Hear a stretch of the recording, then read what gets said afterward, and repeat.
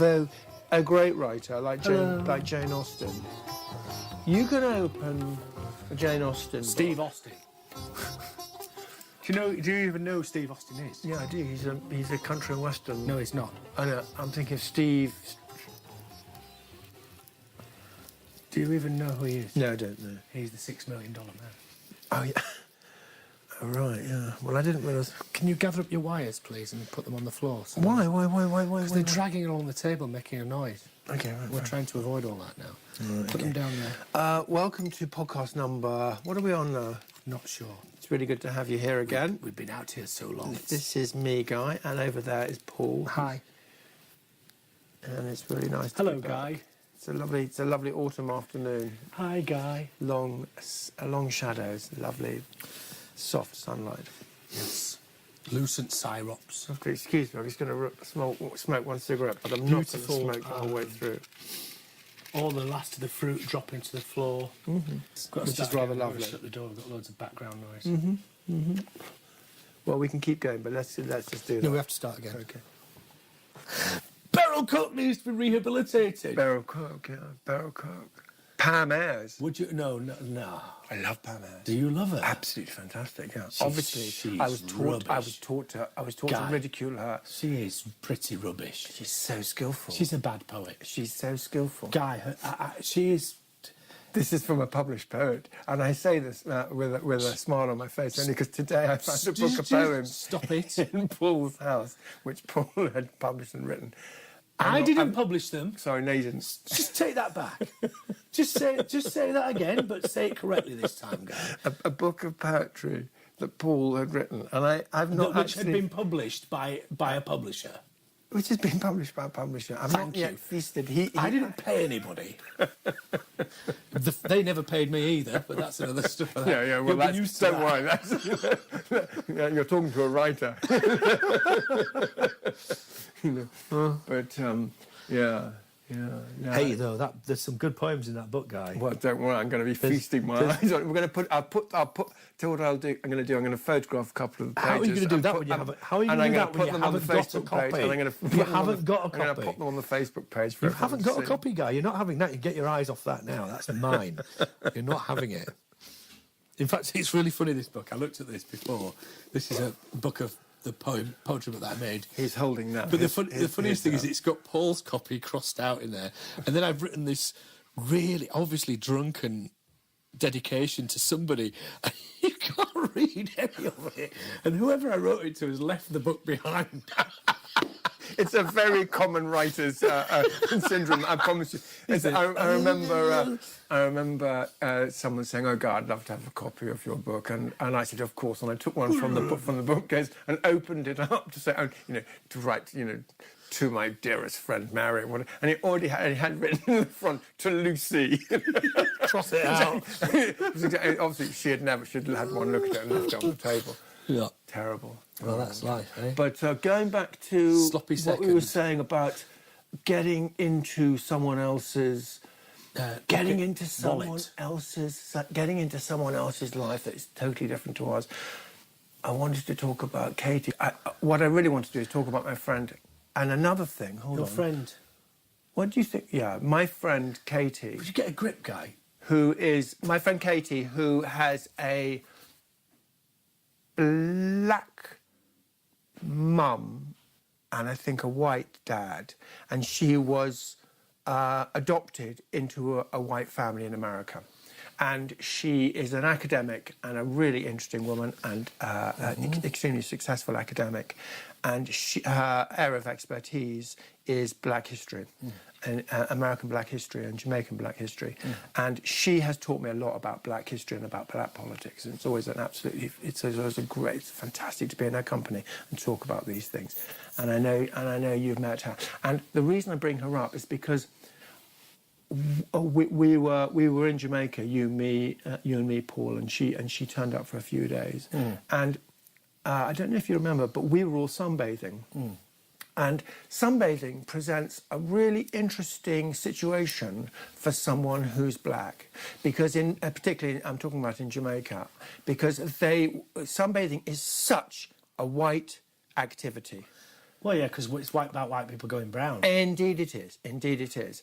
And it's also an activity of prosperous middle-class people because they have the time and they have the money to get to the sun. So- and so for It means you've arrived, in a way. in a way it has. I mean, even the suntan lounger, the suntan shop hasn't really changed it. And to arrive, to turn up with a good suntan in February is definitely a sign of prosperity. That's what we're talking about. Anyway, she was there and she came up and she started sunbathing with us. I'm sure you remember this. And I said to her, God, it's such a weird thing for a black person to be... She's like a kind of brown, because she's half black, half white. She's coffee-coloured. She's coffee-coloured, yeah. But she totally identifies as a black woman. And it's a case where self-identification really meant something to me. I understood what she was saying. And I didn't question it, is what I'm saying. And and most black people I know who sunbathe with me, they arrive at the swimming pool and they've got shawls and they have veils and they have a hat. And they're out there doing it with me, but their aim is not to get any blacker, any browner. My aim, obviously, is to go bright red, to go bright red, peel, and go back to the mirror and curse that I haven't got brown, because I've got a very pale skin. And their aim is not to get any browner or blacker, because there is that going that way on the colour chart is freighting so many complex and, I think for them, difficult and maybe undesirable sort of associations. And I watched her and she put on the oil and she got out in the sun and there was no hat and there was no veil and she got out there and she changed from brown to black. And I remember all the other black people in the community in Jamaica were quite shocked that she wanted to go blacker. And she said, I love it. I get into the sun, I have a couple of days in the sun and I really go black and I feel this is right for me. That's and her coming through. It's and it was. I've never seen a black person do that. And I said, you're so free and you're so beautiful and you're so you sunbathe with conviction. And do you remember that? Do you remember it? When we were in Sri Lanka, I know this is interesting to say this, but there was this lovely woman called Anoma that we stayed with her and ne'er-do-well of a husband, but she was she had this. We saw her one day, and she was using this skin whitening product, and she said, we were like, why are you doing that? And she said, well, because dark skin is ugly. Here in Sri Lanka, the more light your skin is, the more beautiful. She's going, white skin like yours is beautiful. And I remember being really upset by that and saying, but Anoma, that's not true. You are beautiful. Whatever colour your skin is, it's you that's beautiful, not the colour of your skin. And she was going, no, you don't understand, this is fashion, this is our... She said, that's how we want to appear. So she was using these kind of bleaches on her skin. Yeah, and that's very, very common in Jamaica, very common. And Vibes Cartel, their sort of, their George Michael has a skin whitening product. Which he has his own product, and he endorses all that. Yeah, and nearly all of the rappers and all of the scammers, i.e., the kids who make money, the first thing they do is they bleach their skin, and they do it either with a cream, or with a pill, or with an injection, and they're sort of all sorts of different ways. The first thing they do is. Yeah, absolutely. And I remember being very shocked and took the line very much that you took with your friend in Sri Lanka, which is like, hey, you shouldn't be doing this. This is like this is an aware betrayal of who you are. And I was aware of, as I said this... I felt really I sad. was spending I would go down to the bar and give them this little politically correct weighty lecture, having spent the entire afternoon trying to get browner. And I suddenly thought the ridiculous... of my position, where I was criticising them for changing their skin colour, spending the entire time I was there trying to change mine. And I realised, and in a way Michael Jackson ceased to be, because, his skin whitening, I will always perceive that as a problem. But it's just it's just a look. It's just a fucking look. It's like dyeing your hair or building your body with muscles. It's just a goddamn look, your skin. And you can now choose what colour you want to be. Within reason, you can. Well, I think and let them fucking do it. That's and really stop, interesting. And stop saying you shouldn't whiten your skin. We are closing on a situation where you will probably be able to choose your appearance. I mean, like, beyond a ridiculous extent. But the change will be noticeable. Yeah. And that's part of the calculation is I'm going to look like this, but everyone will know that it's an artifice. In a way, like I have my hair cut like this, and you go, oh, I like your hair, but we know it's not natural. I've gone and had an expensive haircut or whatever. Not in my case, but or you grow a big beard. Yeah, but it is an artifice. So all appearance is not only mutable, but it's also kind of artifice, and it's okay. You know, I just feel certainly when I hear so much against bleaching in this country, so much. I never read a pro bleaching article or heard a conversation where people have said, let people with their skin do what the fuck they want. You're doing what you want with you with yours, guy. Why on earth do you feel? And actually, Paul, here's really where I am with it. It's a totally racist thing to tell someone not to bleach. Yeah, it's a really racist thing. It's because when I said that about them, it's because I was scared. No, what is it? What is it, Paul? it's colonialist. It is. It's now neocolonialism. saying you're not allowed to be white. It's like saying you have to do. What the fuck? You have to take my values. Yeah. Your values. I don't care where you've got them from. They're wrong. Yeah. That's what you're saying. Absolutely. And I now, well, I'm totally let them do what the hell they want, and if it's bleaching, good luck to them. And now I hear a lot of people going, well, it's medically not very good, and it's not very good. That's absolute bollocks. Well, neither is sunbathing. Yeah, exactly. Indeed. Absolutely, indeed. Yeah. It's proven sunbathing to. So what about tattooing then? When people like we've got a mutual friend, you and I, the son of a chef who we know, who's been in the news, but he's been in the news and on those kind of what they call those reality TV programs. But he basically I think he came to be notorious in the first place simply because he's covered in tattoos and he's got them on his face and all over his arms. And I found it quite alarming, I have to say, when I first met him. I thought, shit, that's really scary. Because I guess they are connected, those things, with things like the Yakuza and Russia, like the mob in Russia. Is that really why you find it scaring? Well, I don't know. I'm just trying to get a handle on why I would find it intimidating. That's not why I found it scary and intimidating, which I did as well. For me, it was absolutely... No, those are the references. Only one issue, and that was it was so irrevocable. And what we were talking about, skin bleaching, sun tanning, haircuts, muscles, they're absolutely irrevocable. They're transient. Yeah, they're transient. Whereas to tattoo yourself from your forehead down to your toes is like I don't know how old he is. Even your knob and everything, 20s, and your bum hole. When you're in your 20s, it's like, wow. Because it must hurt as well. You are making it hurts to look at it, but it's so irrevocable. Do you find it easy on the eye, that kind of thing? No, I find it painful to look at him. Yeah. Because I just think you're stuck with it.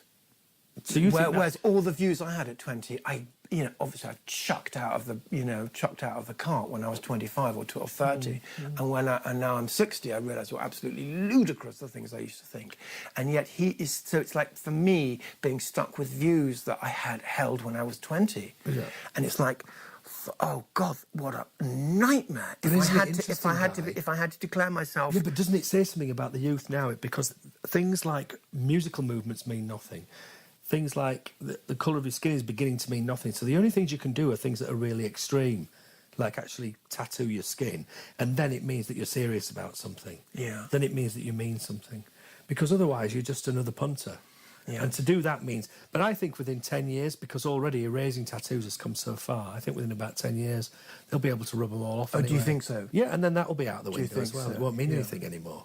Yeah. I've seen someone with tattoos and you'll think, well, so Yeah, what? I saw a guy, a photograph of a guy with the way they have, they make their earlobes very big and they put in kind of circular those plastic are things. kind of He had one in his cheek, so you could see right through into his mouth. to his teeth. Yeah, see his teeth, and I thought that's pretty irrevocable. That's not going to heal up, is it? I don't know. I guess maybe you could take it out and sew it up again. They'd probably get it done. Or you could just wear a scarf.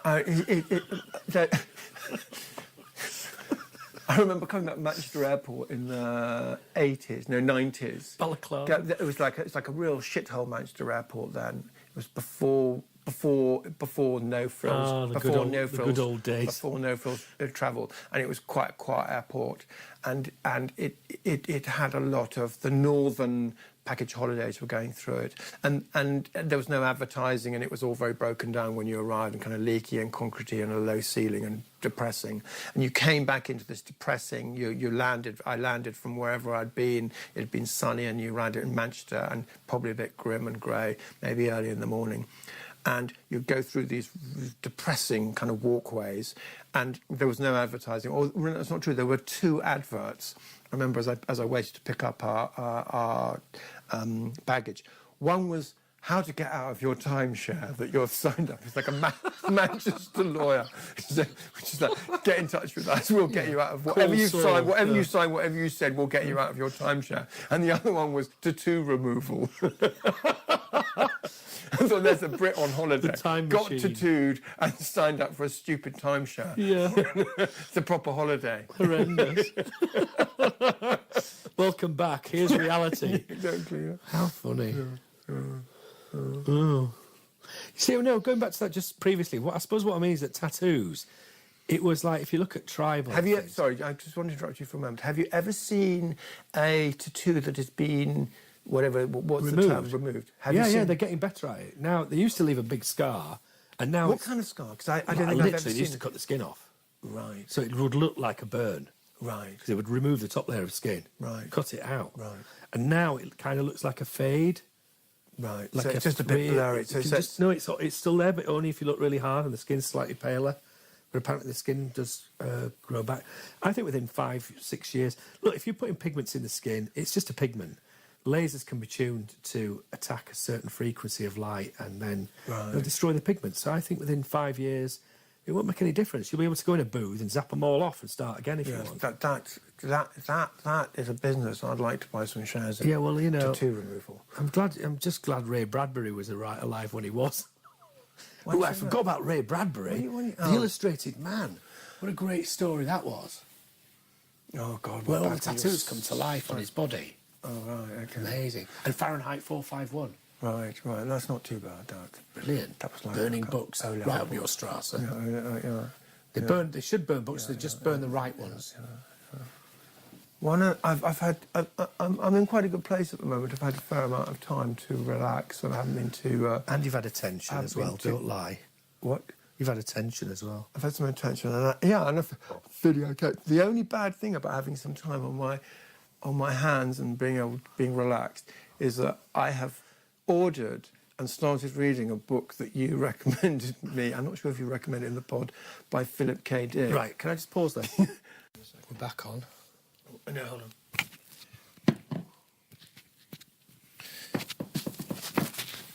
So, and one of the things that I've been able to do, having a bit of time on my hands and being relaxed, is to pick up a copy of a Philip K. Dick book, which Paul had recommended to me, called Ubik. Ubik. Okay. It's like a total pile of shit, and I'm just like, excuse me. No, I cannot. It's not a pile of shit. It's a really bad description. It's a. Why did you say that? Take that back. Okay, I'll take that back. I'm going to put it a bit. It's the meanderings of a little boy's mind. It's the sort of thing that you would expect to come from someone who lived in a room with kind of rock music coming underneath. You're always using this tired old metaphor. Coming underneath the you've door. used that before. And it's like so in the front of the head, this book. It's like so clever little ideas, and he's always all thought it through, and there is no sense of a proper mind working or any kind of heart or soul or actually for instance that the humour is so it's so adolescent, and the completeness of the vision of the completeness of the picture is someone who's had far too much time to think of absolutely irrelevant matters. I mean it, Paul. And he spent so much time putting together this little cunning little plot, and none at all about... you don't feel that a human being in that book, a character, could ever change the plot. It's like... Because that's not out. what it's about, Guy. It's not about plots and people. The book is not about that. OK, well, that's fine, then we'll agree. That you've completely lost the point of the book by analysing... I don't know why he bothered to make a novel. Why didn't he just do a set of instructions about this little world that he's got? Because he's trying to mirror the world we live in. He's trying to describe what he believes, through his Gnostic beliefs, is the actual situation of people on this planet as we live now. That's what he's trying to get at. He's trying to strive a break towards the truth. That you're always talking about the truth. That's like saying someone when you ask them for instructions to go to a certain place, they build you a sculpture, and it's just like, but why on earth would you do that? But because why actually, not just give me the instructions. Because actually, that's the way it should be done, if you think about it. Because a place isn't just a geographical location, is it? You've just pulled the thing out at the end of that. That was really funny. Get your laughing when you can. Yeah, well, you know, what I'm saying is that because actually you just said it, you just hoist by your own petard.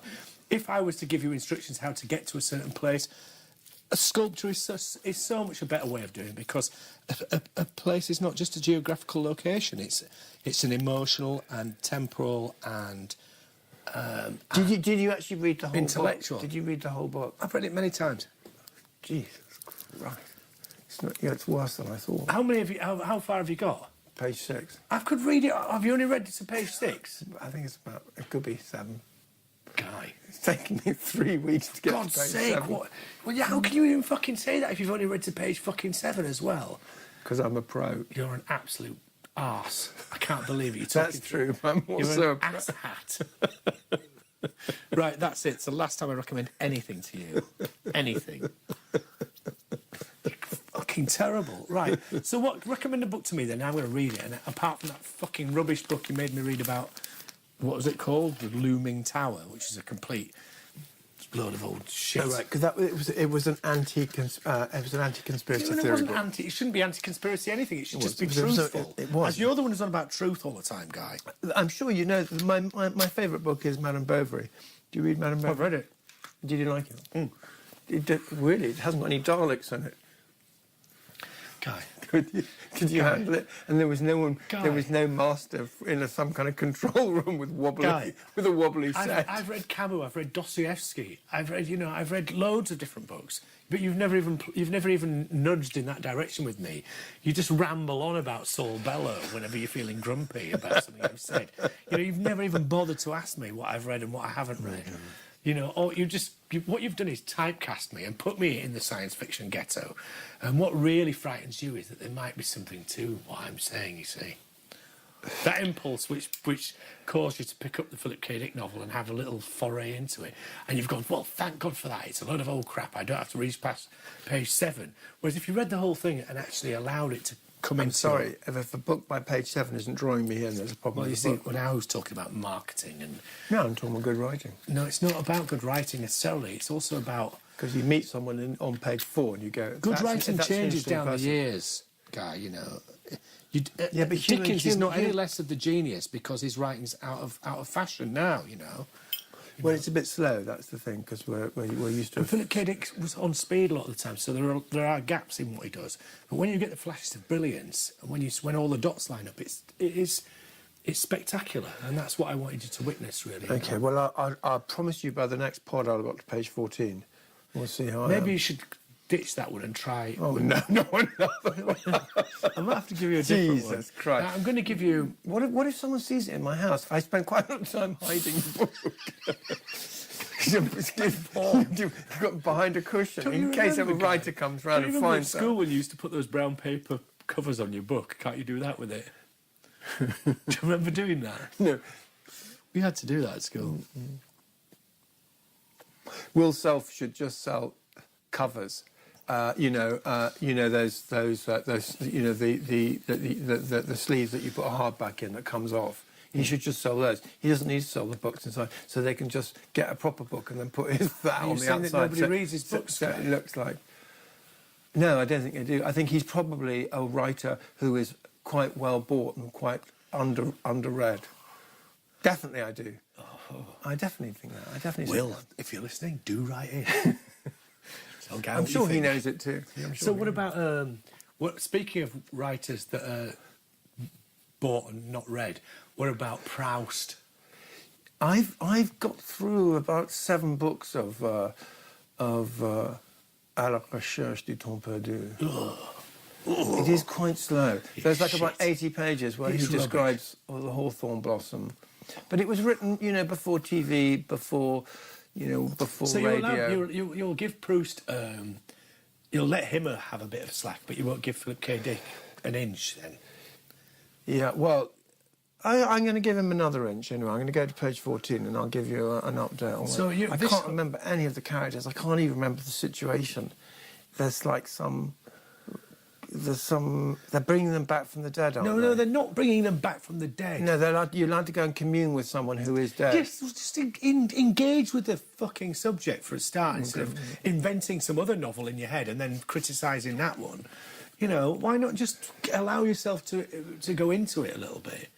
You're not doing yourself a service. I am resistant, it's true. I am resistant. Well, there you go then. So I'm resistant. Okay, well, I'll drop my resistance and have another crack at it.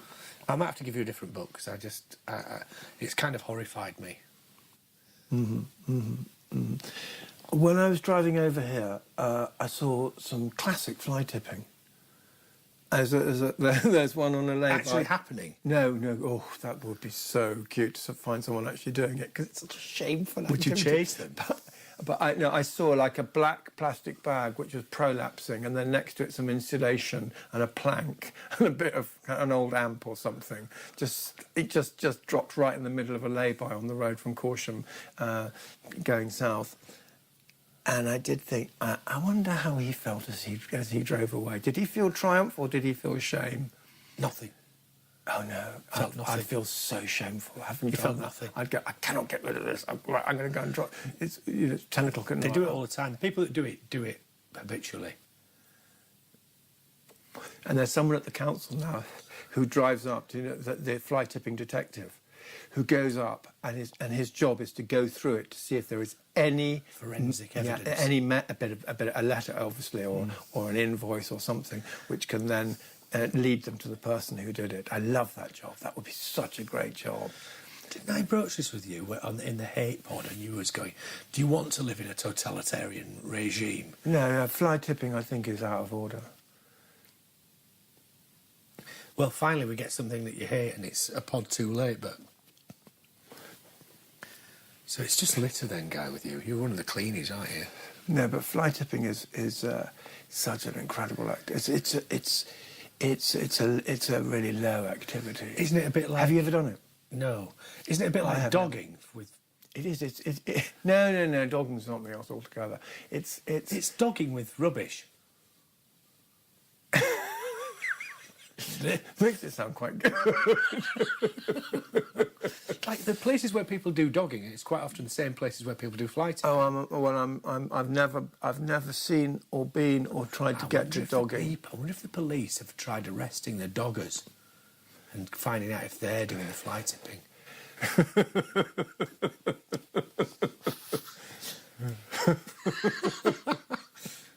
But what would I mean? It's the same question, Guy. Would you ever be tempted to do dogging? I mean, you say that you like to have experience in your life, but you've not experienced that.